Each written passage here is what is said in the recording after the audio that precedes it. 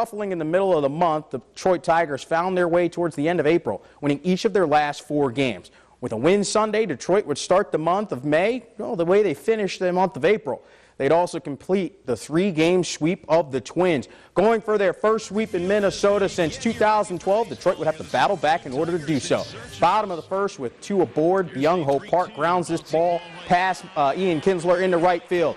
Joe Mauer will race on home. He'll score without a throw, and it's 1-0 Twins. Later in the inning, Oswaldo Arcia will line this ball into center field.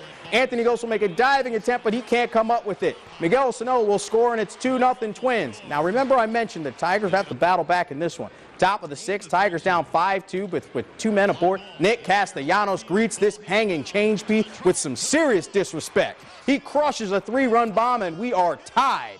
We head to the top of the 8th, and Detroit would take the lead. This right here is a rack. Jared Saltalamacchia drives this ball deep down the left field line and into the corner. Justin Upton is on his horse. He's going around third and come on home. The relay throw is dropped, and Jay Up will slide in safely without a throw. The Tigers battle all the way back to take a 6-5 lead. We head to the bottom of the 9th. 2 outs and K-Rod on the mound when Miguel Sano smokes this ball deep to right field. It'll stay in the yard and bounce around in the corner. Sano is thinking 3. J.D. Martinez comes up firing. Here's the relay throw, and he is out at third, and that's how this one would finish. A wild finish. You can bust out the brooms as the Tigers hold on, thanks in part to some not-so-heady base running by Sano. 6-5. Detroit also extends their winning streak to a season-high 5 in a row.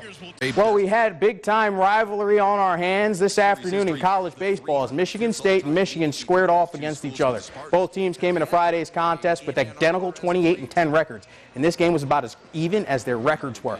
Bottom of the first, runners on first and second when Harrison Wenson drives this offering deep to center field. It's over the head of Brandon Hughes, and it will hop over the wall for a ground rule double. A run will score, and it's 1-0 Michigan. Bottom of the second, Michigan threatening again when Akeo Thomas lofts this ball into center field. Brandon Hughes makes a great sliding grab to rob him of a single, but Brandon Bedard will come on home and score from third. It's now 2-0 Wolverines. But State would chip away in the 5th. It's now 2-1, and Brandon Hughes, and he's all over this highlight, rips this pitch in the left field. That's an RBI single, and we are tied at 2. Bottom of the 7th with a runner on third. Jake Blevins lifts this pitch into center field. We're going to have a play at the plate. Here comes the throw, and it's not in time as Johnny Slater dives in safely. Wolverines now up 3-2. Top of the 9th, after a single and a sac bunt, Brandon Hughes rips this up the middle, and you better put some respect on his name. There's no play at the plate, and we are now tied at 3. What a ball game. We'd head to the bottom of the 11th with 2 aboard. It's a 3-2 count, and Akeo Thomas lines this pitch into right field. Drew Lugbauer is going to come on home. The throw is not in time. Akeo Thomas walks it off in the bottom of the 11th as Michigan knocks off Michigan State 4-3. These 2 teams will meet Saturday afternoon for Game 2 of this 3-game series. The Tigers hit the field Friday in Minnesota with a new face on the roster. Top prospect Michael Fulmer made his major league debut on the mound, and he'd received some run support from the vets early. Top of the first, runner on second when J.D. Martinez crushes this fastball to dead central. That'll hit off the top of the wall. Ian Kinsler is going to try and score. Here's the play of the plate. It's not in time. It's an RBI double for Martinez and a 1-0 lead for the Tigers. Later in the inning, Victor Martinez grounds this ball past the diving effort of Brian Dozier and into right field. J.D. Martinez will come on home, and it's 2-0 Los Tigres. 2 batters later, Nick Castellanos lifts a fly ball deep to right center field. Victor Martinez is going to tag up and come on home to score for third. The Tigers put up a 3 spot in the first and lead 3-0. Fulmer, making his major league debut, was very good on the evening. Here he records his first major league strikeout with a filthy breaking ball right there. Then he'd get Oswaldo Garcia swinging with some paint on the black. Fulmer would strike out 4 and allow just 2 runs in 5 innings of work. Top of the 8th, it's 4-2 game when Victor Martinez enters the launching pad. He crushes one into the Minnesota night. It's a solo shot, and it's 5-2. 2 batters later, it's Nick Castellanos, and he flexes his muscle, and that's a long, long home run to center field. The Tigers would take this one 9-2. And finally, Game 2 of the Eastern Conference playoffs was tonight, and the Red Wings were looking to even the series up at 1 apiece. Coming into tonight, Detroit had lost each of their last 4 games in Tampa Bay. Could Detroit change their recent string of luck in the Sunshine State? to Tampa we go. And this game was chippy and nasty. Players were losing teeth. Nothing like a little good old-fashioned playoff hockey. Tampa will get on the score sheet first. After 2 Detroit penalties, Tampa with a 5-on-3 when Nikita Kucherov unloads this one-timer top shelf where Mama hides the cookie jar. 1-0 Tampa. Wings would respond. Detroit flips the puck into the Tampa zone when Dylan Larkin beats everyone, including Ben Bishop, 5-hole, and we are tied. Lightning would quickly respond. Jonathan Drouin sets up Brian Boyle with the drop pass, and Boyle pots it home.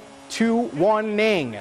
Detroit wouldn't go away. Wings on the power play when Brad Richard puts the biscuit home. Top shelf where Mama hides the cookie jar. That's 2 cookie jar references. Scores 2-2 now.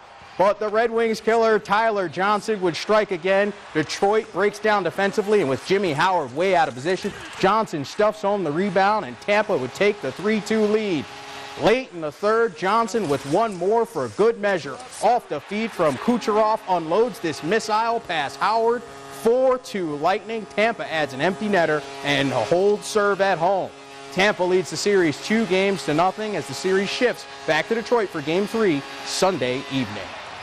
The Tigers would continue their 8-game road trip in Houston on Jackie Robinson Day. Players would honor Robinson by wearing his retired number 42.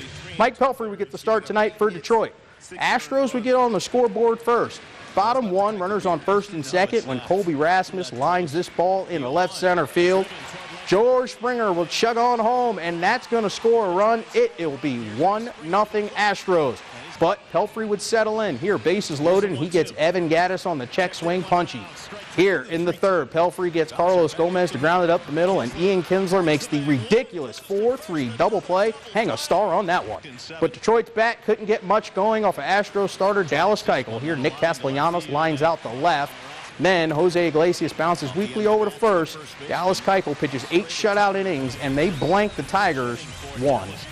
University of Michigan softball program was ranked first in the country coming into the weekend. After splitting the first 2 games of their road series with Nebraska, Sunday's game was, well, for a series victory. A victory Sunday would also give Michigan their 3rd consecutive Big Ten series victory. And this game was a wild one with teams scoring at will.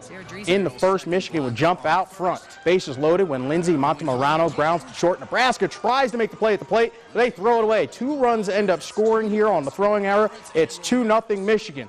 However, Nebraska would rally. Bottom of the first, and Nebraska's Kalen Jablonski lines this one in the left. That'll be a sac fly. Nebraska would put up a 3 spot in the first to take a 3-2 lead.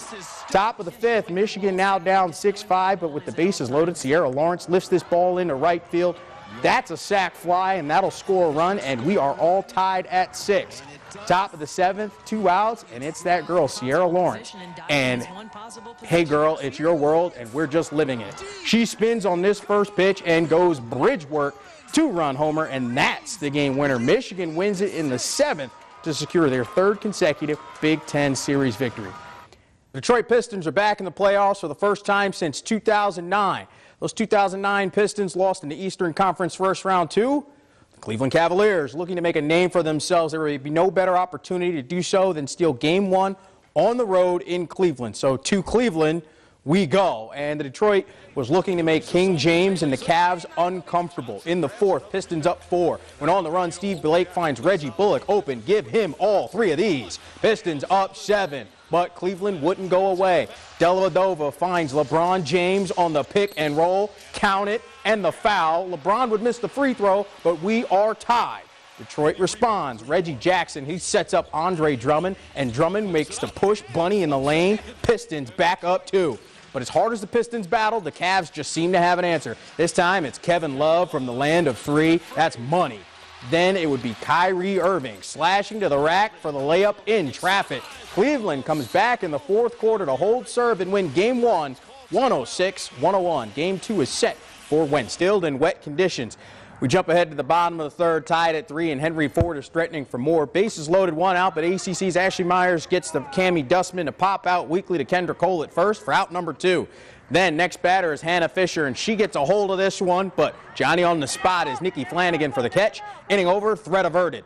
Top of the fourth, ACC now loads the bases, and this time Ashley Myers comes through for the Lady Lumberjacks. She drops this one over the head of the shortstop. That'll play to run, and everyone will move up. It's now 4-3.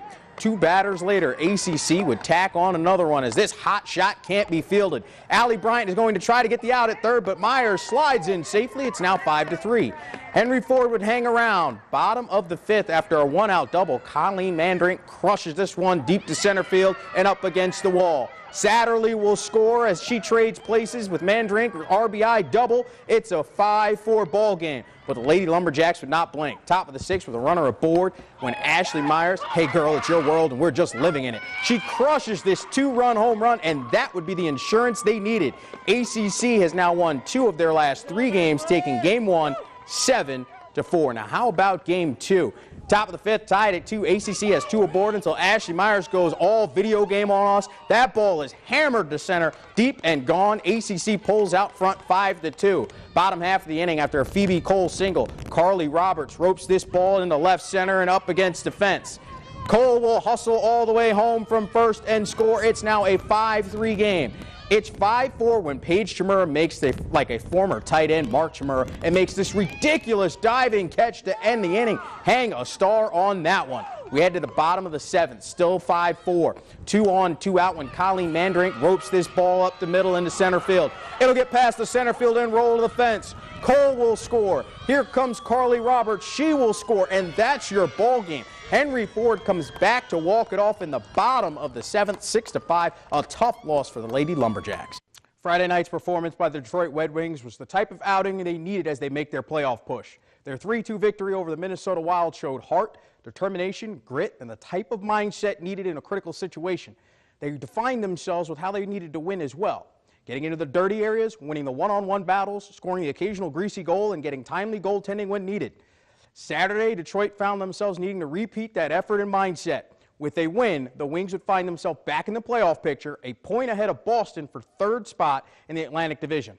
This would be a big road game in Toronto against the Maple Leafs. In the first, Wings on the power play when Brad Richards rips one past Garrett Sparks. 1-0 good guys. Later in the first, Detroit would strike again. This time, it's going to be Mike Green with the point blast past Sparks, top shelf where Mama hides the cookie jar. 2-0 Wings. Leafs would get back, cut the lead to 2-1, but have no fear. Kyle Quincy is here, hits his 3rd of the season, and that would be all Detroit would need. Toronto would score a late goal, but the Wings would win 3-2. That's now 2 in a row for the Wings. They now leapfrog Boston for 3rd place in the Atlantic Division with 91 points. Needless to say, Friday night was not one of the best outings for the Pistons. From top to bottom, the team just flat out struggled against the Mavericks, shooting just 38% from the field. Now, I'm not one to hit the panic button, as Detroit has been playing some excellent basketball overall. But in a tight playoff race, nights like Friday cannot be repeated or turn into a trend. Saturday evening, Detroit faced one of those teams currently fending them off for a playoff season. Their arch rival, the Chicago Bulls. Looking to put their Friday view in the rearview mirror and add a little space between them and Chicago, the Pistons headed to the United Center. Now, coming into tonight, the Pistons led the season series against the Bulls 2-1. However, they hadn't had much success here, losing 3 of their last 4 games in Chicago. This game would go down to the wire. Here in the 4th, Pistons are down just 2 when Caldwell Pope from downtown, bang biscuit. Pistons up 1. After a good defensive stop, Marcus Morris takes the pass, and he puts Jimmy Butler in the spin cycle. With the fadeaway J, yes, the Pistons go up 3. Chicago would not go away. Here, Jimmy Butler drives strong to the rack for the deuce. Pistons up just 1. But on this night, Detroit would overcome their demons in Chicago. Here, it's Reggie Jackson with the high smooch off the glass. Then, Long Island, New York's own Tobias Harris cleaning up the boards with the stick-back layup. Detroit holds on to knock off the Bulls 94-90. Over in Tawas, the Lady Braves soccer team opened up their 2016 campaign as they welcomed the Chargers from Valley Lutheran High School. We'll pick things up early in the first, already down 1-0, and the Braves are looking to clear, but that's just not going to cut it as Amanda Becker, she goes top corner, and the Chargers lead 2-0. Just 3 minutes later, they're at it again, and it's the captain, Katie Liberacki, maneuvering her way around defenders. No intentions of giving this one up. The beautiful strike over the goalie and hits the corner, and just like that, the lead is 3. Jump ahead Crisp passing from the Chargers, Lauren Arnold to Megan Kelly here, threading the needle to Natalie Nitchman, and she goes all alone with the right foot strike. It'll find the back of the net. It's 4-0 Valley Lutheran, and just for good measure, mere minutes left in the half, Arner finds Liberacki right here just from outside the box. There's a little bit of confusion, but that one crossed the line. It's her second on the day, and they would go into the half up 5. The second half was a little bit better for the Braves as they were able to find the back of the net once, but they fall in their season opener 7-1. All right, win and you're in. That's it. No ifs, ands, or buts about it. That was Detroit's mission come Saturday afternoon. The Red Wings wanted to keep their streak of 24 consecutive seasons of postseason play alive. A win at Madison Square Garden versus the New York Rangers was their task at hand. Now, I'm a transplanted New Yorker who's grown up rooted for the Rangers his entire life. But I want to cover some playoff hockey in a few days. To the world's most famous arena we go, and while the New York Rangers were able to rest a few of their key players, Detroit had no such luxury to take the day off. Detroit got off to a slow start, though. Here, Rangers break out 2-on-1, and Dan Boyle snipes this one home past Jimmy Howard, 1-0 Blue Shirts. But Detroit would find their game. In the second, Detroit on the power play, and it's the magic man, Pavel Datsyuk. His shot finds the back of the net, and we are tied at 1. In the third, Wings buzzing when Dylan Larkin feeds Henrik Zetterberg out front, but Antti Ranta is there doing the splits. Check out the replay. Zetterberg is robbed on the doorstep. Later in the third, it's the Rangers' Dylan McElrath. He puts this shot on net, and it's deflected home by Kevin Hayes, 2-1 New York. Now down 3-1 late in the third. Detroit keeps battling, and Justin Abdelkader makes it 3-2. New York will take 2 very late penalties. It's a 6-on-3 for Detroit, but they can't control the puck, and time would eventually expire on the Wings. The Rangers hold on to defeat the Red Wings 3-2. Now, while the loss wasn't what Detroit had hoped for, the Wings did receive some fantastic